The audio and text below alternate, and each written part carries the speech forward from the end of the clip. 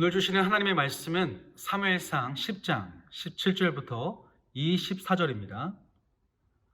사무엘이 백성을 미스바로 불러 여호와 앞에 모으고 이스라엘 자손에게 이르되 이스라엘 하나님 여호와께서 이같이 말씀하시기를 내가 이스라엘을 애굽에서 인도하여 내고 너희를 애굽인의 손과 너희를 압지하는 모든 나라의 손에서 건져 내었느니라 하셨거늘 너희는 너희를 모든 재난과 고통 중에서 친히 구원하여 내신 너희의 하나님을 오늘 버리고 이르기를 우리 위에 왕을 세우라 하는도다.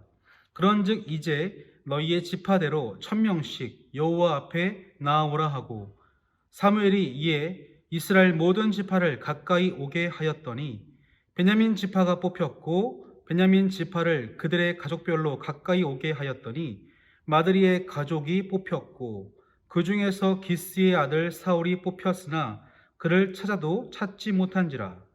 그러므로 그들이 또 여호와께 묻되 그 사람이 여기 왔나이까? 여호와께서 대답하시되 그가 짐 보따리들 사이에 숨었느니라 하셨더라. 그들이 달려가서 거기서 그를 데려오매 그가 백성 중에 서니 다른 사람보다 어깨 위만큼 컸더라. 사무엘이 모든 백성에게 이르되 너희는 여호와께서 택하신 자를 보느냐?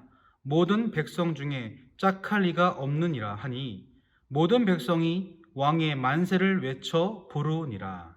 아멘. 지난 시간 우리는 우리와 다를 바 없이 연약한 사울을 하나님께서 어떻게 왕으로 세우시는지 그 과정을 함께 살펴보았습니다. 그는 신중한 성격이었습니다. 왕이 되기엔 연약하고 부족했죠. 하지만 하나님은 기름을 부으시고 세 가지 징조를 보이십니다.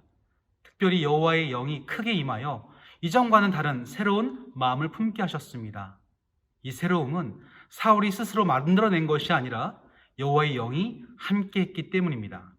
이로써 사울이 왕이 되기 위한 개인적인 준비가 끝났다면 이제 남은 것은 무엇일까요? 이스라엘 백성들 앞에서 왕이 되었다는 공식적인 절차가 필요합니다.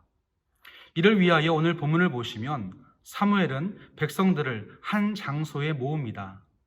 과거 대대적인 회개의 운동을 통해서 다시금 하나님께서 그들에게 얼굴을 돌려주셨던 그 회복의 장소 미스바에서 총회로 모였습니다. 이곳에서 사무엘은 왕을 요구하는 이스라엘 백성들을 향하여 말씀을 선포합니다. 그런데요, 그 내용을 보면 예사롭지가 않습니다. 19절을 읽어드리면 너희는 너희를 모든 재난과 고통 중에서 친히 구원하여 내신 너희의 하나님을 오늘 버리고 이르기를 우리 위에 왕을 세우라 하는도다. 그런즉 이제 너희의 지파대로 1000명씩 여호와 앞에 나아오라 하고 사무엘은 왕을 요구했던 이스라엘 백성을 책망하고 있습니다. 그들의 요구가 하나님을 버린 것이라 규정하죠. 여기서 우리는 왕정 제도를 향한 성경의 이중적인 시선을 읽어낼 수가 있습니다. 사사기 시대를 지나면서 이스라엘은 왕의 필요성을 절실히 느끼게 되었습니다. 주변국들은 도시국가를 벗어나서 점점 연합국가의 형태를 띠게 되었고 이 과정에서 강력한 지도자, 왕의 리더십이 대두되었습니다. 따라서 이스라엘도 이에 대응하기 위해 계속 왕을 세워달라 요청한 것이지요. 그런데 그럴 때마다 백성들의 요구에 사무엘은 그들을 책망합니다. 이는 성경의 전체적인 맥락에서 보면 이해하기 어려운 부분입니다. 하나님께서는요, 이미 창세기 17장에서 아브라함에게 왕에 대한 약속을 주셨습니다. 또한 신명기 17장을 보시면 일찌감치 왕의 규례가 주어져 있습니다. 따라서 왕정 제도는 이미 이스라엘에게 예견된 일이며 하나님께서 준비하신 일이었습니다. 그런데 오늘 사무엘은 또다시 강한 어조로 왕을 요구하는 백성들을 책망하고 있을까요? 왜요?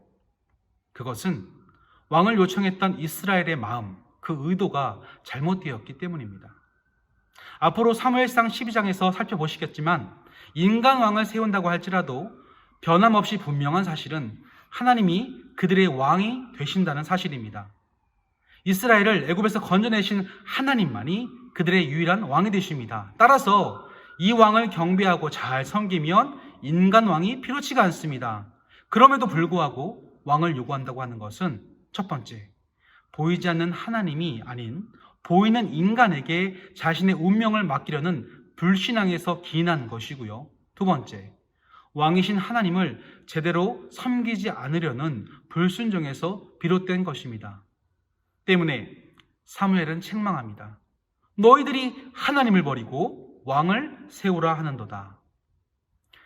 사랑하는 성도 여러분, 이런 엄중한 외침은요, 우리 시대에도 필요한 경종이 아닐까요? 예전에 담임 목사님께서 말씀하신 적이 있는데요. 현대 교회들의 안타까운 점 중에 하나는 예수님보다 그 교회를 이끌어가는 리더가 더 내세워지는 모습들이 있다고 하는 거죠. 목적지를 가리키는 손가락이 아무리 중요하다고 해도 그 목적지보다 우선시 될 수는 없습니다. 하나님께서 맡겨주신 바 사명을 따라 최선을 다해 주님만을 가리키면 그것으로 충분합니다. 그렇지 못할 때 그 손가락은 존재의 이유를 벗어나게 되어집니다.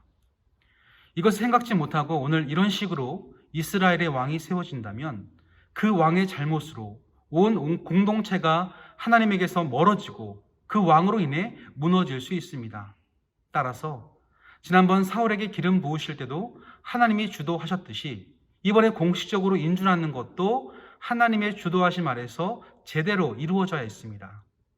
먼저는 그들의 잘못된 의도를 바로잡으시고 왕을 세우는 과정도 공정하게 이루어지게 하십니다. 먼저는요, 모든 지파들을 1000명씩 나누고 거기서 제비를 뽑았습니다.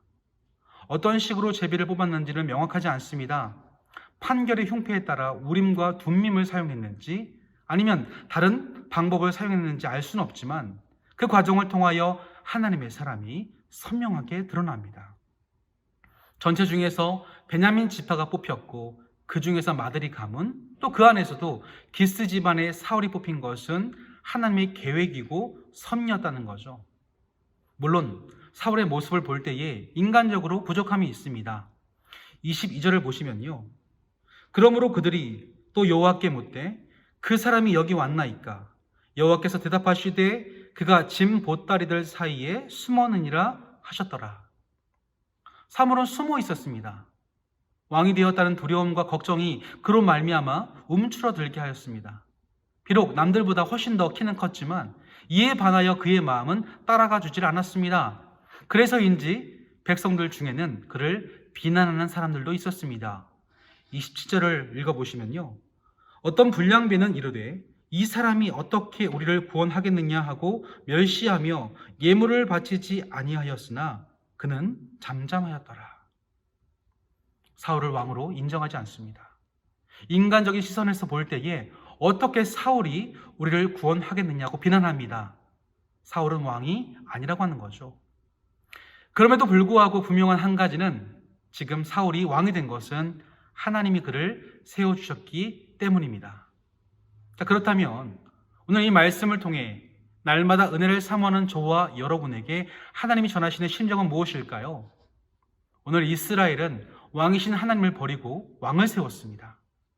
그로써 그들이 바랐던 것은 그 왕이 자신들을 구원해 주리라는 희망이었습니다. 하지만 이스라엘의 구원은 인간 왕이 아니라 오직 하나님께 속한 것입니다. 왕을 세워달라는 요청을 받아주셨고 그 과정을 이끄시고 인준하시는 분도 오직 하나님이십니다. 이제 필요한 것은 무엇일까요? 사울은 왕으로서 겸손히 부왕이신 하나님을 경외하며 순종하는 것이고요. 백성들은 그 왕을 따라서 하나님을 신뢰하는 것입니다. 이 두 가지가 공동체를 떠받드는 기둥이 되어 하나님의 나라를 세워간다면 그 집은 얼마나 튼튼하겠습니까? 하나님은 오늘도 우리를 통하여 그 집을 세워가길 원하십니다. 책임을 맡은 자들은 겸손, 따르는 자들에게는 순종이 요구됩니다. 이로써 어떤 사람이 드러나기보다 우리의 진정한 왕이신 예수 그리스도께서 공동체를 이끌어 가심이 선명해질 수 있도록 우리 함께 나아가는 저와 여러분 되어주시기를 주님의 이름으로 간절히 축원합니다. 아멘. 기도하시겠습니다. 만물의 통치자 되시는 하나님 아버지, 오늘도 하나님 나라를 위해서 많은 리더들을 세워주셨고 함께 연합하여 선을 이루어가심에 감사를 드립니다. 하나님이 사람을 통해 일하시지만 그렇다고 하여도 하나님보다 앞설 수는 없음을 깨닫습니다. 사람의 모습은 감추시고 오직 하나님만이 드러나는 우리의 섬김과 헌신이 되어지도록 인도하여 주옵소서. 리더들에게는 겸손을, 따르는 자들에게는 순종케 하시고 그로써 왕이신 하나님께 영광을 돌리는 공동체가 되도록 붙들어 주옵소서. 예수님 이름으로 기도드립니다. 아멘.